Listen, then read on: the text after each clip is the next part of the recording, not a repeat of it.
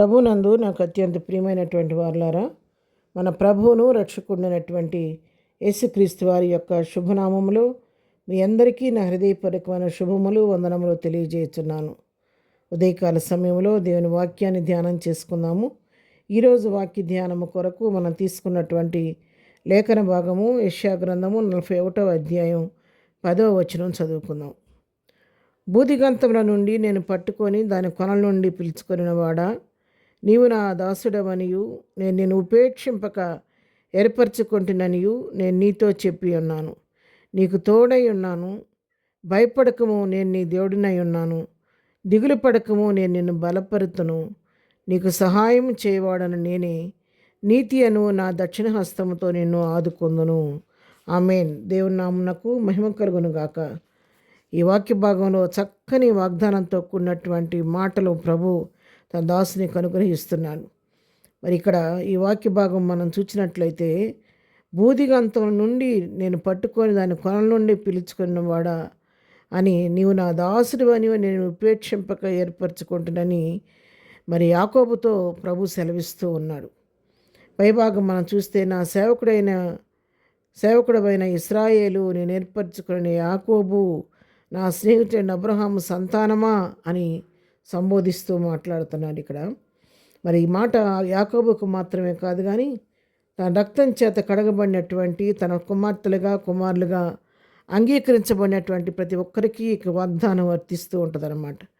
ఆయన ఎవరిని ఉపేక్షింపక తన కొరకు ఏర్పరచుకున్న బిడ్డలను తన సొత్తుగా చేసుకొని, తన జనాంగంగా చేసుకున్న బిడ్డల పక్షంలో ఆయన ఎన్నడూ ఉపేక్షింపక వారిని ఏర్పరచుకొని వారితో కొన్ని వాగ్దానాలు చేస్తున్నాడు. నేను మీకు ఈ విధంగా ఉంటానని చెప్పని, నేను నీతో చెప్పి ఉన్నాను, నీకు తోడై ఉన్నాను, మనకు తోడుగా ఉంటారని చెప్పి ఉదయకాలం దేవుడు వాగ్దానం చేస్తున్నాడు. రెండవది, భయపడకము అంటున్నాడు. భయపడవద్దును. బైబిల్ గ్రంథంలో 365 సార్లు భయపడకము అనే మాట రాయబడి ఉందంటండి.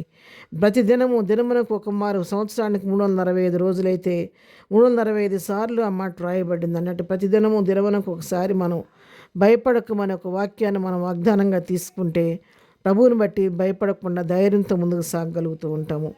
ఎందుకు భయపడొద్దంటే, నేను నీ దేవుడినై ఉన్నాను, నీ దేవుడినై నేను నీకు తోడుగా ఉన్నాను, నీ ప్రక్కనే ఉన్నాను, నీ కుడి ఎడమల ముందు వెనక నేను ఆవరించి ఉన్నాను, కాబట్టి నువ్వు భయపడొద్దని చెప్పి దేవుడు ఇక్కడ మనకు వాగ్దానం చేస్తున్నాడు. మూడవదిగా చెప్తున్నాడు, దిగులు పడకము, నేను నిన్ను బలపరుతును. ఏ విషయాన్ని గురించి నువ్వు దిగులు పడద్దు, నిన్ను బలపరిచేవాడు నేను నీతో కూడా ఉన్నాను. నిత్యము నీతో ఉండి నీ అవసరాలన్నీ గుర్తెరిగి నా యొక్క కృపా మహదేశ్వరుడు నీ అవసరాన్ని నేను తీరుస్తాను. నువ్వెక్కడ బలహీనపడితే అక్కడ నేను బలపరుస్తాను. ఆత్మీయంగా బలహీనపడితే ఆత్మీయంగా బలపరుస్తాను. మానసికంగా బలహీనపడితే మానసికంగా బలపరుస్తాను. శారీరకంగా బలహీనపడితే శారీరకంగా బలపరుస్తానని చెప్పి దేవుడి ఉదయకాల సమయంలో మనకు వాగ్దానం చేస్తున్నాడు.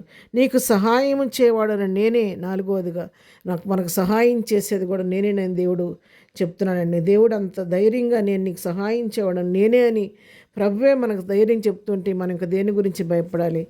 ఏ విషయంలో నీకు సహాయం చేసే దేవుడు. అందుకే వాక్యం సెలవిస్తుంది, మనుషులు నమ్ముకున్నట్టు కంటే యెహోవాను ఆశ్రయించటం మేలు, రాజులు నమ్ముకున్నట్టు కంటే యెహోవాను ఆశ్రయించటం మేలు అని దేవుని వాక్యం సెలవిస్తుంది. మనకు సహాయం చేసేది ఆయనే. ఆయన మన పక్షంగా ఉన్నాడు. చివరగా 5వది చూస్తే, నీతి అని నా దక్షిణ హస్తంతో నిన్ను ఆదుకొందును. నా కుడి చేయి చాపి నా దక్షిణ హస్తంతో నిత్యము నేను ఆదుకుంటూ ఉంటాను. నీ శ్రమలో నీకు తోడుగా ఉంటాను. అపాయంలో నుంచి తప్పిస్తూ ఉంటాను. ఎన్నడు విడువని ఎడబాయని దేవుడుగా నీకు తోడుకుంటానని చెప్పి దేవుడు వాగ్దానం చేస్తాడు. దక్షిణ హస్తం బహుబలమైంది. కీర్తన గ్రంథం 118వ కీర్తన 18వ వచనం మనం 16వ వచనం చదువుకుందాము. యెహోవా దక్షిణ హస్తం మహోన్నతమాయను, యెహోవా దక్షిణ హస్తము సాహస కార్యములను చేయను. మహోన్నతమైనటువంటి దక్షిణ హస్తంతో సాహస కార్యములు చేసి దక్షిణ హస్తంతో నేను ఆదుకుంటానని చెప్పి దేవుడు మనకు వాగ్దానం చేస్తుండగా, దేని గురించి చింతించక, కృంగుదల లేకుండా ధైర్యం కలిగి సమస్తం చేయడం శక్తి కలిగిన దేవుని వైపు చూస్తూ విశ్వాసంతో ముందుకు సాగిపోదాం. ప్రార్థన. ప్రేమగల తండ్రి, పరిశుద్ధురాని పాదముల కొందనాలు. ఉదయకాలం వాక్యమైన ప్రతిబిడను పేరు పేరుని దీవించండి, ఆశీర్వదించండి. వారి వారి అవసరాల క్రియకుల ఇబ్బంది మీ నామను తీర్చండి. ప్రతి బిడ్డ పట్ల నీ కృప విస్తరింపచేసి వారు ఉన్నటువంటి స్థితిలో నుంచి వారిని ధైర్యపరిచి బలపరిచి నీ దక్షిణాస్తంతో లేవనెత్తండి అయ్యా. ఈ దినం మేము చేయ పనులన్నింటిలో తోడుగుండండి. వెళుచున్న మార్గాల్లో నీ కాపుదల దయచేయండి ప్రభా. బలహీనలు ఉన్నప్పుడు స్వస్థపరచండి, కృంగిన వారిని లేవనెత్తండి, దుఃఖంలో వారిని ఓదార్చండి. దీని బర్త్డే మ్యారేజ్ చేసుకునే బిడ్డలు దీవించండి, ఆశీర్వదించండి. ప్రతి వారి పట్ల కృప చూపించమని యేసు నామములో ప్రార్థించి అడిగి పొందుకొని ఉన్నాము తండ్రి, ఆమెన్. ప్రభు కృప సదాకాలము మనందరికీ తోడయుండి నడిపించనుగాక, ఆమెన్. సబ్స్క్రైబ్ చేసుకోకపోతే ఇంతవరకు ఛానల్ దయతో సబ్స్క్రైబ్ చేసుకొని ఇతరులకు కూడా షేర్ చేసి ప్రభు పనిలో పాలుగా వస్తువులు కావాల్సిందిగా ప్రభు ప్రేమను బట్టి మేము బతిమాలుకుంటున్నానండి.